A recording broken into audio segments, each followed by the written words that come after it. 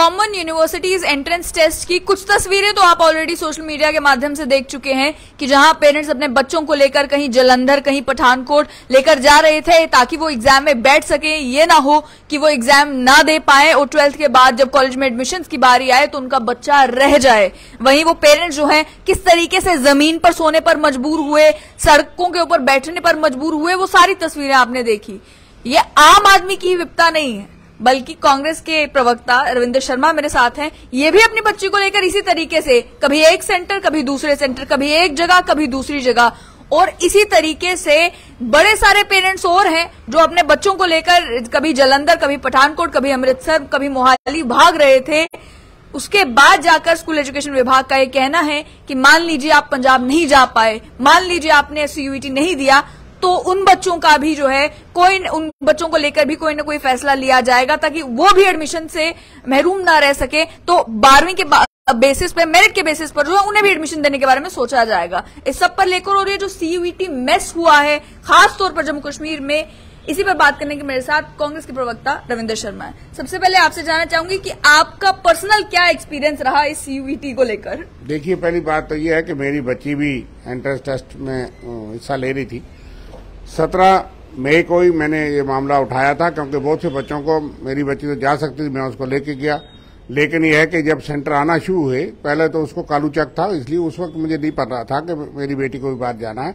लेकिन बहुत से बच्चों की कॉल आई, खास करके नौशहरा के गांव से एक अपाहिज माँ बाप हैं जिनका परिवार की एक बेटी, जिनको हम पढ़ाते भी हैं और वहाँ एक TMP स्कूल है, वहाँ के उनको बोल के रखा। वो बच्ची 12th तक पहुंची है और उसको एंट्रेंस लेना, पहला कॉल मुझे उसका आया कि अंकल मेरा सेंटर जो है अमृतसर में आया है। उसके माँ बाप दोनों लूले हैं और उनके लिए बाथरूम टैंकी वगैरह हमने उस वक्त फंड से बनाया था, उनको डेली बेसिस में लगाया था क्योंकि कोई सहारा नहीं था। 2 बच्चियां हैं, दोनों पढ़ाई जा रही हैं। तो वो बच्ची का कॉल आया तो आई वाज शॉक्ड कि वो किसको लेके जाए और अमृतसर जाए। मैंने कहा अच्छा, फिर भी अमृतसर में हरमंदिर साहब है तो आपको कोई छुपने के लिए ठिकाना मिलेगा, देखते हैं। इन द मीन टाइम हमने उसको शोर उठाया, G20 भी था, तो गवर्नमेंट ने 21 से 26 तारीख के पेपर जो है वो पोस्टपोन कर दिए। तो कहा कि हम विद इन JNK के ही सेंटर बनाएंगे। तो 26 तक भी कंफ्यूज रहा कि 26 का पेपर होना है नहीं होना है, बच्चे परेशान थे। हमने बार बार इस मसले को उठाया कि भाई आप बताइए क्या हुआ फाइनली।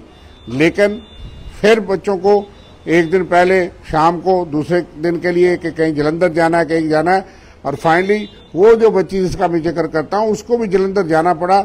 2 लोग अरेंज करके कि उनको रहना पड़ा और इतना खर्चा देना पड़ा। गरीब माँ बाप के बच्चे, उस बच्ची का सहारा कोई नहीं था। इस तरह के हजारों बच्चे। और जब मैं खुद भी बाद में जालंधर बेटी के लिए गया, उसके कोई पेपर यहाँ हुए कोई जालंधर हुए, तो मैंने देखा कि हजारों माँ बाप बच्चे वहाँ दरबदर थे। वहाँ एक सैफरन नाम के एक बिल्डिंग थी जहाँ नीचे फर्नीचर हाउस था और कोई बड़े नेता होंगे किसी पार्टी के, मुझे लगता है। उसी सेंटर में जो है वो बच्चे बाहर जो है, जब हम पहुंचे तो बाहर उस 40 डिग्री टेम्परेचर में माँ बाप बेहाल, माएँ बहनें और जो लोग साथ गए थे बच्चियों के साथ, वो बगैर किसी व्यवस्था के अपना पानी की बोतल कहीं से अरेंज करके बैठे। कारण क्या समझते हैं? क्योंकि पहले जब ये मसला उठाया गया तो उसके बाद एक अनाउंसमेंट भी आई कि जो कश्मीर में एक्स्ट्रा, श्रीनगर में एक्स्ट्रा सेंटर्स बनाए जाएंगे ताकि बच्चों को बाहर न जाना पड़े। फिर जब जम्मू रीजन को लेकर सवाल पूछा गया कि भाई यहाँ पे भी तो लोगों के बाहर सेंटर बने हैं, उन बच्चों को लेकर क्या डिसाइड किया जाएगा। भारतीय जनता पार्टी के कुछ लीडर्स लेफ्टिनेंट गवर्नर से मुलाकात करने के लिए भी जाते हैं, ये भी कहते हैं कि भाई जम्मू में भी सेंटर बनाने के बारे में सोचा जाए। उसके बाद भी अगर जम्मू के बच्चों को जाना पड़ा, जालंधर जाना पड़ा, अमृतसर जाना पड़ा, पठानकोट जाना पड़ा, क्या कारण समझते हैं? क्या ऐसा है कि बीजेपी के लोगों की सुनी नहीं जाती, या ये था कि जम्मू में सेंटर बनाना मुमकिन ही नहीं था? जम्मू को फॉर ग्रांटेड लिया जाता है। कश्मीर का थोड़ा सा शोर उठा और उसका जवाब आ गया कि पोस्टपोन हो गया। अच्छी बात है। वहाँ के लोग कुपवाड़ा के, बारामूला के, पुंछ के, डोडा के, वो कहाँ जाएंगे? और बच्चियां और बच्चे, गरीब लोग जिन्होंने कंप्यूटर नहीं देखा था। पहले तो ये बहुत बड़ी गलती थी कि कॉमन यूनिवर्सिटी एंट्रेंस टेस्ट तमाम यूनिवर्सिटीज के लिए मैंडेटरी नहीं था। ये सिर्फ सेंट्रल यूनिवर्सिटीज है 47 देश के अंदर जिनके लिए ये कॉमन एंट्रेंस टेस्ट होना था। बाकी ऑप्शनल था कि जो यूनिवर्सिटी पार्टिसिपेट करना चाहे। लेकिन बीजेपी के शौक से वन नेशन वन एजुकेशन में ये भी जम्मू को जबरदस्ती कहा गया कि आप भी ज्वाइन करिए और कश्मीर यूनिवर्सिटी नहीं, तो जम्मू यूनिवर्सिटी एंट्रेंस टेस्ट अलग होता था, कश्मीर यूनिवर्सिटी एंट्रेंस टेस्ट अलग होता था। जम्मू के तमाम कॉलेज में एडमिशन उसके बेसिस पे होती थी, कश्मीर में उसके बेसिस पे होती थी। बाहर से बच्चे यहाँ नहीं आते थे। लेकिन एक तो ये घाटा कि कश्मीर तो कोई जाएगा नहीं गोली खाने, और जम्मू के अंदर जो है बच्चे बाहर से आएंगे, हमारे बच्चे महरूम होंगे। एक तो ये फैसला गलत था बगैर पूछे। कितनी ज्यादती उन बच्चों के साथ है जो रामनगर या फिर गुलाबगढ़ या उन दूर दराज इलाकों में रहते हैं और जिनके लिए मुश्किल होता था नॉर्मल भी यूनिवर्सिटी में भी कम्पीट कर पाना, जम्मू के शहर के बच्चों के साथ कम्पीट कर पाना मुश्किल होता था। अब उनको भी सीयूईटी देना अगर कॉलेज में एडमिशन चाहिए। इसलिए मैं कहता हूं कि ग्राउंड रियलिटी से केंद्र की सरकार और यूटी एडमिनिस्ट्रेशन वो दूर है, कि वो ये नहीं समझते कि बहुत से अभी बच्चे, मैं खुद जाती तौर पे जानता हूं कि वो अभी कंप्यूटर पे ट्रेन नहीं है, उनको कंप्यूटर पे टेस्ट देना था।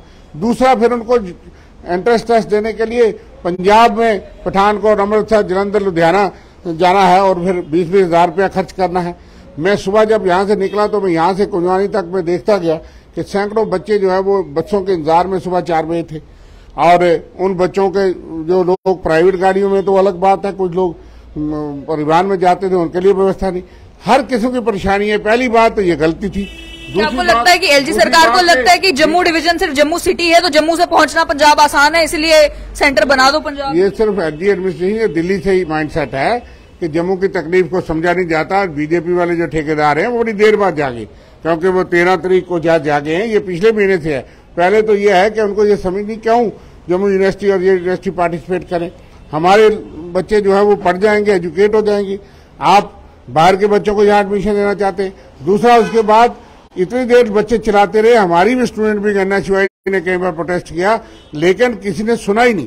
और फिर जाकर के लास्ट में कहते हैं छाती ठोक के कि हमने जनाब ये फैसला करवा दिया।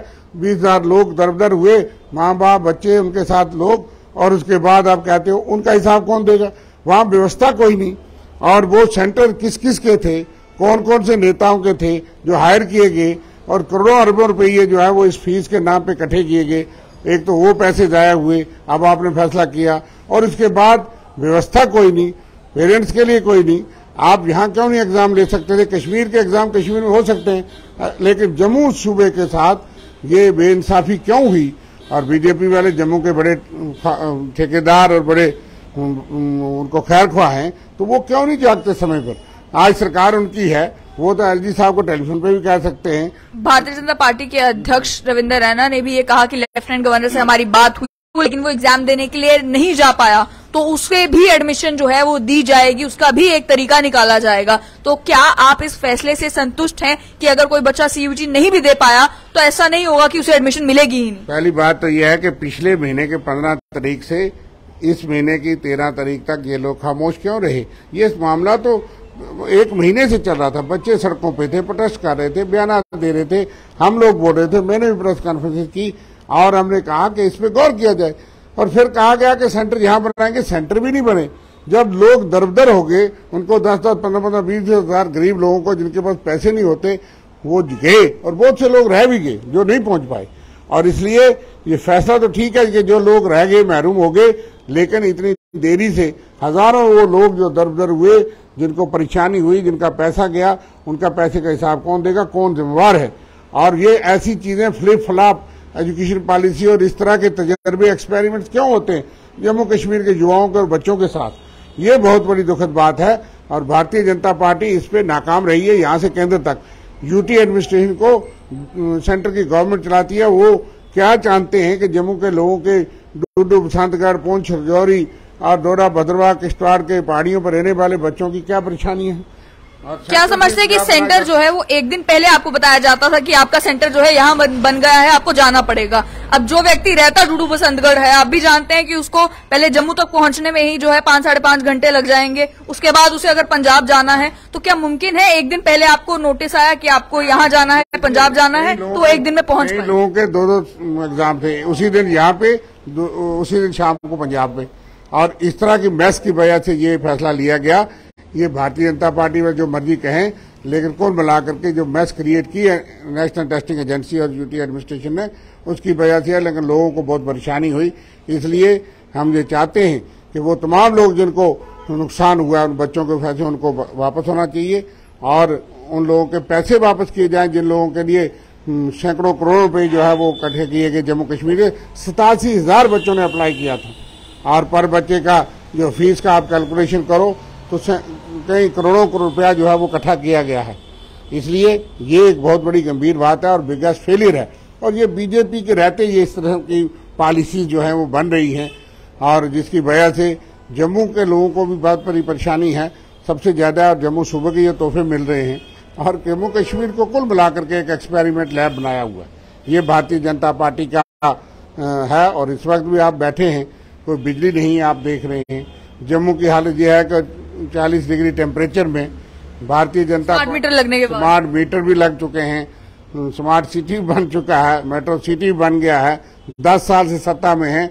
नारे और बुलेट ट्रेन के ख्वाब भी दिखाए गए थे, 2 करोड़ जॉब के भी दिखाए गए थे, लेकिन बिजली नहीं। लोगों को इससे भी बहुत बड़ी परेशानी है।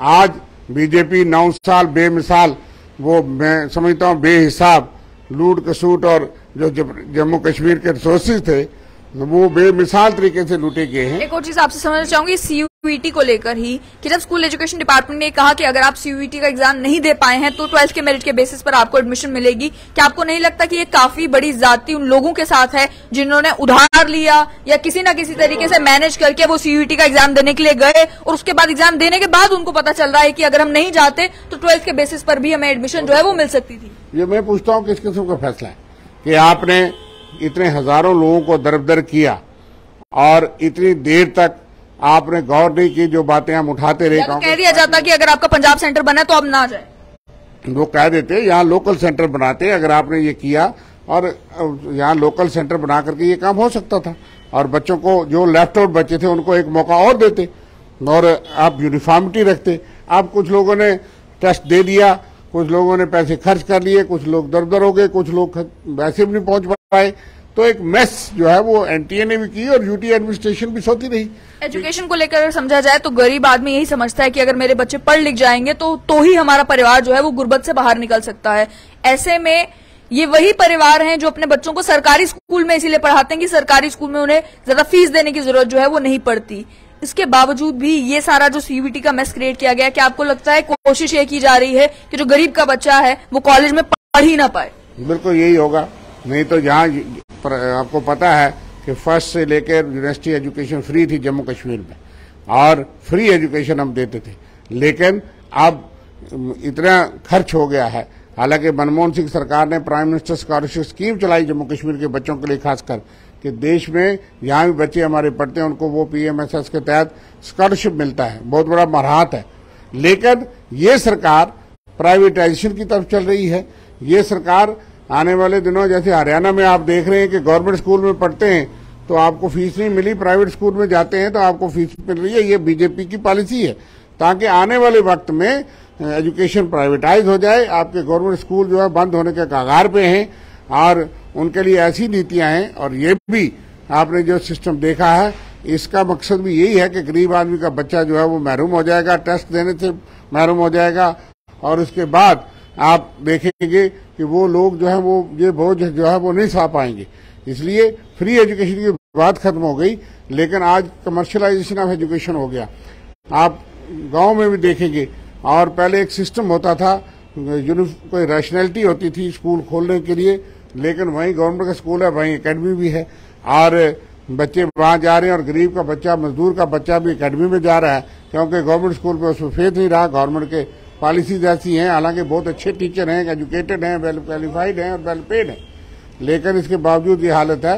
इसलिए एजुकेशन को लेकर के हम बहुत गंभीर हैं कि सारी चीज जो है वो महंगी की जा रही है, गरीब आदमी की रीच से ये चीजें बाहर हो जाएंगी। बहुत बहुत शुक्रिया। तो आपने सुना कि जहां सीयूईटी का ताल्लुक है, सीयूईटी को लेकर एक चीज जो एविडेंटली सामने आ रही है, जो उनका कहना है वो ये कि ऐसा लग रहा है सरकार नहीं चाहती कि गरीब का बच्चा भी कॉलेज में एडमिशन ले, कॉलेज में पढ़ाई करे, 12वीं तक पढ़ने के बाद उसे भी मौका मिले आगे पढ़ने का और आगे बढ़ने का। दूसरा ये कि जहां पर सीयूईटी को लेकर कश्मीर में, श्रीनगर में एक्स्ट्रा सेंटर्स बनाकर ये इंश्योर किया जा सकता है कि वहां बच्चों को अपने शहर से बाहर जाना ना पड़े या अपने रीजन से बाहर जाना ना पड़े एग्जाम देने के लिए। वहीं ये कर्टसी जो है भारतीय जनता पार्टी के लीडर्स के लेफ्टिनेंट गवर्नर से मिलने के बावजूद भी जम्मू रीजन में क्यों नहीं देखने को मिली। हालांकि यहाँ भी पहाड़ी इलाके बहुत हैं, यहाँ भी गरीब लोग बहुत हैं। और जो एक एग्जाम्पल इन्होंने दी कि एक बच्ची जिसके दोनों माता पिता विकलांग हैं, वो कैसे बच्ची अमृतसर जाकर अपना टेस्ट दे पाएगी,